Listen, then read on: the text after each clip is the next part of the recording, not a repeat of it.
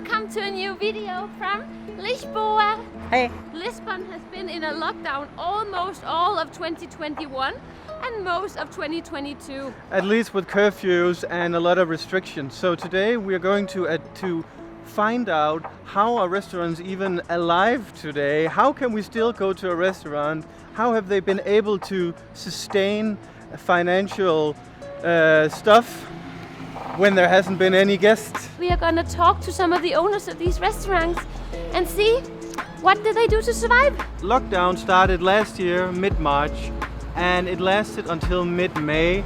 And then most of life was pretty normal here in Portugal up until November, where they made this weekend curfew where everything closed at 1 p.m.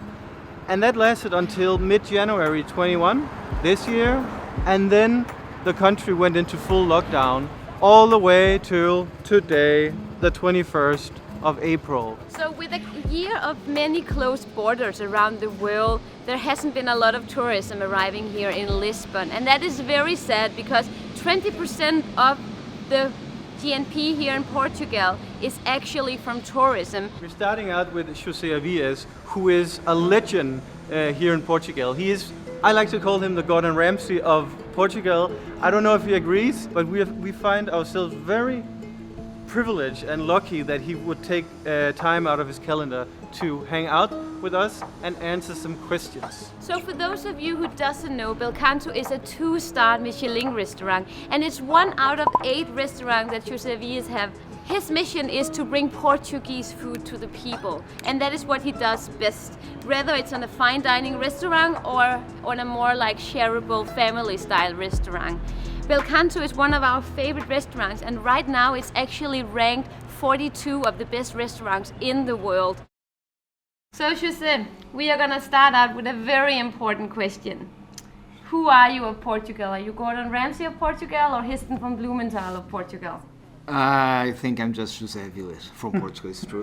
That's perfect. You had 20 restaurants. Yeah, something like that. So we were around 600 people. We are now less than a half.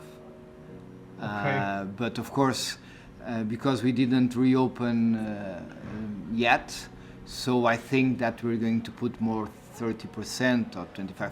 Okay. But I think that in the end of this, when we will come back, we've cut like 25 to 30% of the stuff. What has been the hardest of all of this? Because I know there are a number of things, saying goodbye to the people, not seeing all the people who come to enjoy your food, I think that, of course, the most difficult thing is saying goodbye to people that work with us, some for a long period of time, not be able to maintain all that family together. Of course, also not to be able to create and to see the smile on people's faces that come to our restaurant. But at a certain point we had, I think, very good moments also. We were able to reorganize, to reinvent a little bit our business model. I was able to stay at home with my kids and to see them grow for the first time in my life and in their life. The most precious thing in life is time. To be able to go home, and my marriage survived, so it was good also. What have you done that really helped you survive the business? Like, have you been creative in any ways that was... Yes, we had to actually, in Bairro do Avilés, that we had different concepts. That's actually one of our favorite restaurants. Yeah. We reorganized and we've put mini bar. It was a restaurant that we had outside. So we stopped that rent and we put it inside Bairro. The Pizzeria Lisboa also inside Bairro. And we started doing takeaway, delivery. We had few supports from the government, but actually, unfortunately, every month we are losing a lot of money. One of the things I've heard, especially here in Portugal, is that restaurants have just not been given a lot of help. We're from Denmark, and in Denmark, they don't cover your expenses, but they give enough so your ass is right above water, you know. Yeah. We we don't have the country don't have Denmark's money, so it's actually quite difficult. Also, I think that we didn't get enough for sure. I don't really know what will happen in the future when you will start to pay things that now you don't have to pay, but you are having the money. You will have to pay in the future. You don't have to pay now. What we call the moratórias. So you have expenses in the future to pay? We'll have expenses like bank expenses and everything. So we really need, in general, that the market will come back. But I'm afraid it's not going to be this year or even next year. Maybe only on 23 and 24. And with that, it will be quite hard for some smaller business or for some business that depend a lot on tourism to handle it. One of the things that has made it an almost a 1 year lockdown has been that tourism wasn't really a thing last year. So you had lockdown from March to May, and then there were basically no tourists throughout the year until you get a new curfew and then lockdown. That's crazy. So I mean, how many of your guests are tourists? We had that. The mathematics that we did was like 70%. We lost more or less that. We lost 66% last year in terms of revenues. We had a few tourists also in June, July, August, but maybe 10% of what we should have in Portugal in general. Do you think that you have been lucky that you have a big collaboration in this industry compared to the family-owned business, or do you think it has been more difficult for you to survive with so many assets going on? To be honest, I think that this crisis in some points are more difficult for big companies. The only thing is that we have more support from banks because we have a history, but actually the smaller companies had more support than the bigger ones. Yeah. In rents, in everything actually. But I feel confident. I think that the good restaurant will survive. People are looking forward to come to restaurants. Let's just open everything and the borders and the planes coming and let's start living again. Let's start living. Do you have any number of how many restaurants that are already out of business permanently? I would say that for now we have out of business permanently like 10 to 15%. Okay. And till the end of the year, maybe another 15% will close. We will not see that happen now, because now people starting to have some revenues with the summer. But then when you start to need to pay your debt, and in November, December, January next year. So it's just a matter of time, basically. I think so. So what about takeaway? I mean, I know it's not the same, but like, it's like takeaway. Is it like 10% of what you would earn normally, or? It depends of kind of restaurants. I would say that it's from 10% to 70% to some small restaurants that have products that go well in takeaway. Yeah. Like chicken, like sushi, McDonald's. Things like that. That's McDonald's, but of course it's not the same. And actually, what people and it's crazy to see, but we started on Monday Bairro, the village. So 2 days ago, we started opening the restaurant, and we are sitting people with, of course, social distance, but some, they want to go as closer as they can to other people, because people miss people. Yeah. They don't miss only the food, and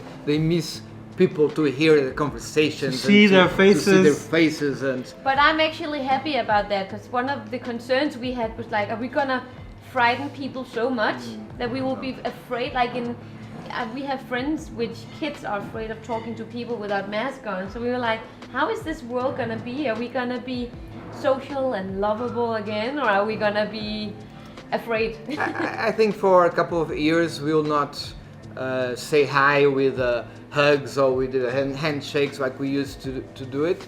But I think it will come back. So you have the restaurant Tashka in Dubai. Yes, sure. Have you noticed any difference in how that have managed to stay alive compared to these restaurants here in Portugal? Yes, actually Dubai was completely different, Yeah. managing all the situation. Also because UAE doesn't have a lot of old people, so it's easier to control the death and everything. So they were closed for one month and a half, like seriously closed, and then they start reopening, and right now things are almost like normal. Only bars and discos are closed. The restaurant, we need, of course, to have some social distance, but the things are quite normal. And what happened, what we saw, it was people that normally went to the Mediterranean Sea for vacations or to live, they all went to Dubai. Yeah. So actually we are growing 2 digits there in our restaurant in the last few months. That's amazing. And that's a follow-up question to that. Do you like being an international chef? You know what's going on in the world. Is Portugal particularly hard hit compared to other countries in general, or are restaurants just screwed across the board? I think it's across the board. I think that we have some differences and the supports maybe are different from one country to another, but restaurant business around the world, special, I would say, States, Europe, are pretty bad. And in America, Latin America and Brazil, it's very difficult too. It's global. It's global. It's completely global. So on a final note, if another lockdown comes, will you survive? Or will the restaurant, your business survive? And Me, I hope to survive. Yeah. I already got COVID and I survived that first experience, COVID experience. No, I think that we'll survive, but it will be really hard. Thank you so much for your time. Okay. Okay, we did. Come on, come on. Let's sanitize. Alcohol gel, alcohol. You already had it. You already had it. Thank you, José, for having us. With this and hug. It's a, Bye-bye. yeah, Thank you. Yeah, that's a new hug. Pleasure. Thank you so much, and good all luck the tonight. luck. Thank you. Looking forward. First opening day here in Belcanto. Belcanto, yes. And you're gonna be #1 in the world now, right? Don't think so. One day.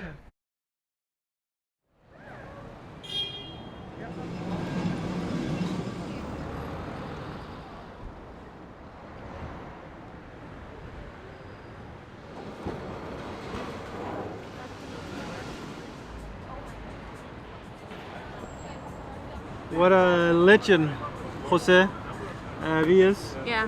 Actually, he had so many valid points that I hadn't even thought about Yeah. in terms of reopening and how to reopen, and he actually gave me hope, because I had this idea that people would be really scared of going out on restaurants. So when he said that people, they come closer, I was like, okay, so people are not too afraid to go out, which in my opinion is good. The next restaurant we are going to is quite different. This is a family-owned business. They only have one restaurant. They have. And it's called Nossa, Casa, our house. It's- Our house in the middle of Bairro, Alto. Nossa Casa is owned by a guy called Antonio. He's a Portuguese guy from Alentejo, and he runs it with his wife, who is a Brazilian chef. So they create this like fusion food between Brazilian and Portuguese, and this restaurant has been one of our favorite restaurants for a long time.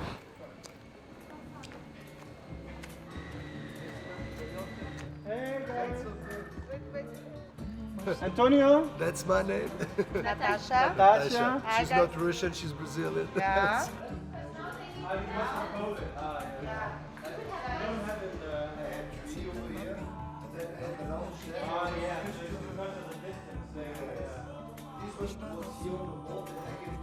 So, for old time's sake, I'm getting a little glass of wine here in the bar, because this is one of my favorite bars in Lisbon, because they treat you well. So, are you still the same team here, or have you... So, unfortunately, we had to reduce. We tried to hold everybody. We're like a family. We were standing here for 10, 12 hours per day together. So it was something, one of the tougher things that I had to do since I run this business. But yes, in November I couldn't continue with the whole team. There weren't enough guests. We don't have enough tables. There wasn't enough service for 4 people on this small room that was used to do 100 meals per night. So how many tables do you have now compared to normally? So I have almost half. I have 6 tables nowadays, and I was used to have 11 tables plus 3 seats on the bar. So I could easily sit here, 35 people, and at the moment making a really good noise, really creating a really good energy. Yeah, exactly. The atmosphere that we miss a lot. Does it make sense for you to even open, you know? Because if it's half capacity and you can't open in the weekends, really? So the most of the fixed expenses are the same. We have to consider that. So, but of course, with the reduced team and everything, I can handle it. I can survive. Okay. But it's not a good business. But I can hit much. I love this place. I love this here. I love what we created here. I love the food we serve. I love the wines we got, the cocktails we do, the people, our guests, and I can imagine now doing something else. So yes, I will continue. I'll struggle, but I will keep fighting to keep here. Amen to that. Exactly. We want to know what you did and how you survived, because so many people did not survive. Unfortunately. So, I think everybody that was already struggling, they couldn't do it. Fortunately, we were in a really good situation in the moment that all of this came, and we are not big spenders. We don't spend so much money. Things that I spend money, it's basically in food and wine. That's my luxury time. So we had some savings, and I have to say that we don't have any more. So we are really on that moment that the machine needs to start going. And the first year, 2020, was really tough. We had almost no support from the government, or the sports came really late. I think we have the situation under control. I think the summer will come, and as it happened last year, we'll work better, we'll have more guests coming, and we can pay our bills and some of our debts. Good. Did you have to pay the staff from your own savings at one point? Yes. So out of own pocket? Out of my own pocket to the company. But this is, the name of this place say it all. It's Nossa, Casa. So I couldn't let Nossa, Casa go down no. If I still had some money on my pocket. We're still here. We reopened this Monday, and it was so good to see a full house full of nice people. Full house on the first day? Full house on the first day. Let's continue with that. That is what it needs.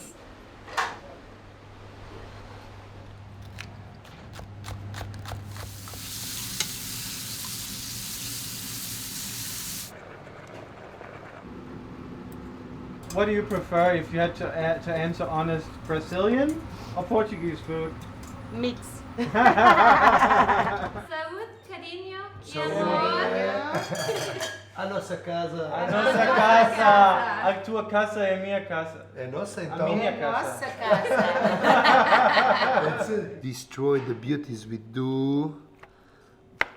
We create a little hole on the center, and now we mix up everything. The turnip tops, Yes. the mashed potato. Is there any legs in this? Any? No bones? No bones. No We bones. hope.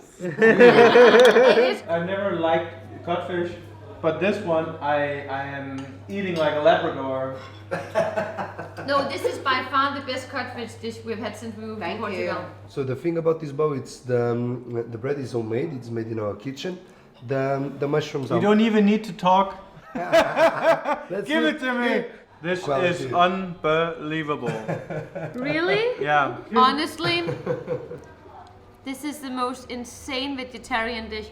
I could be vegetarian if everything tasted like this. I'm in. I'm proud that the propeller is still running in the water. And I know it's been a tough year, but the food you make here is unbelievable, and I think the way you insist on keeping your employees as far as possible on the payroll is admirable. It's a beautiful people But and a beautiful family, so we need to keep. We We need wouldn't to be try here to keep together. without them.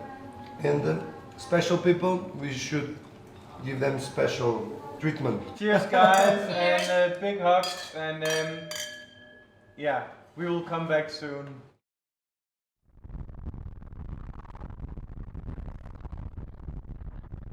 We didn't know. Who the is this sound hobo? was alive. Oh my God, you are the 10. plannest I've ever seen. I thought you Swedes were supposed to be punctual. Take that mask off right now. Huh? Let me see your face. Let me see your face.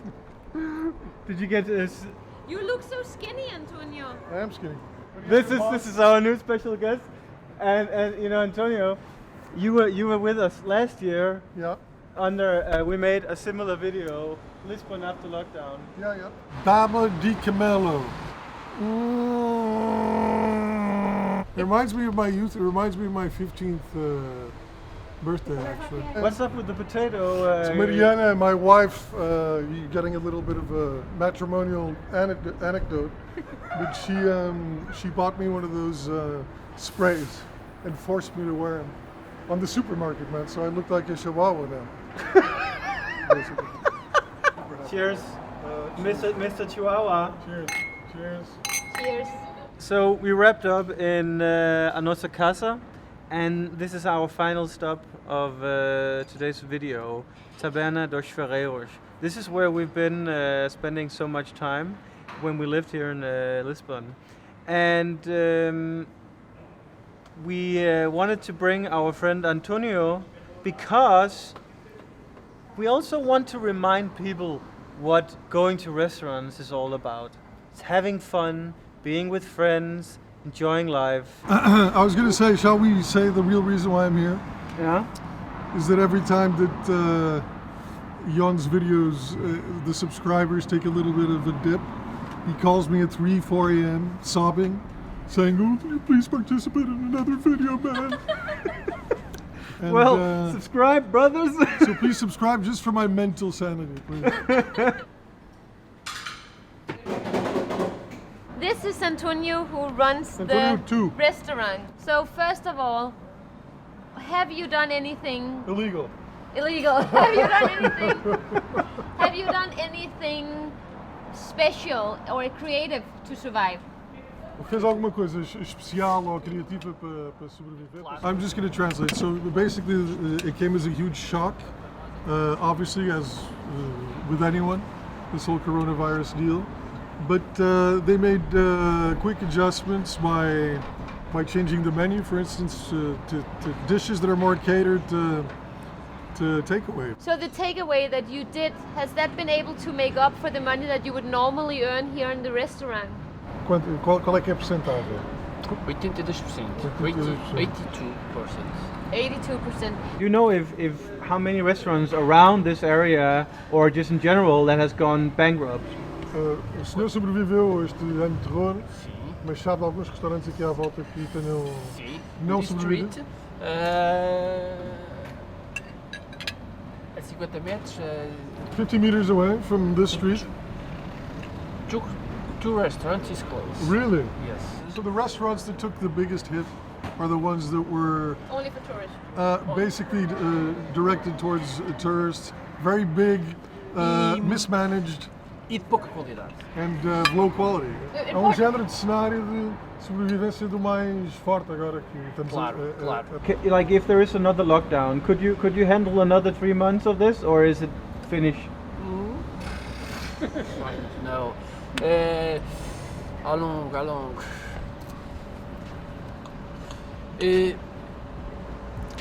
Está muito difícil. Está difícil, mas estamos cá para aguentar quanto tempo, o que for preciso. Have you been able to get any financial support from the government that have helped you? Yes. Okay. Yes.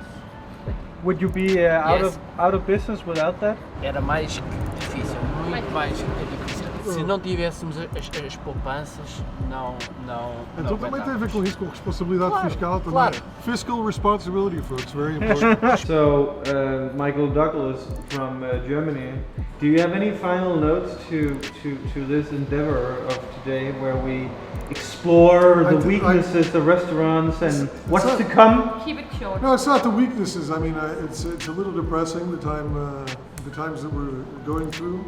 I don't have to inform your audience of that. They lived through it, just like we did.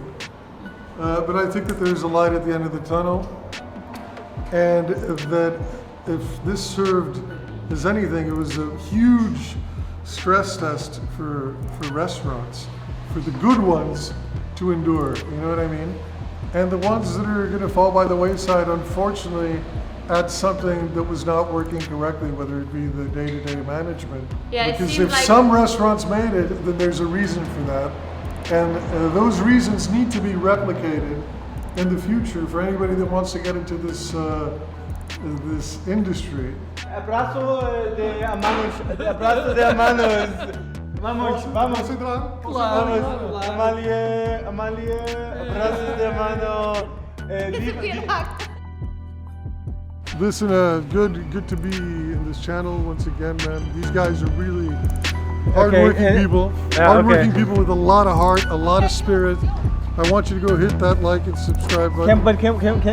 They will hit it once you get to Madeira. I will, man. I'll see you guys in Madeira, man. Bye. Thank you, man. Abraços, beijinhos.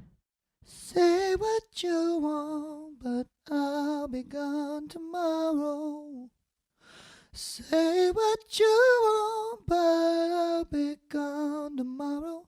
If there's time to say goodbye, say goodbye.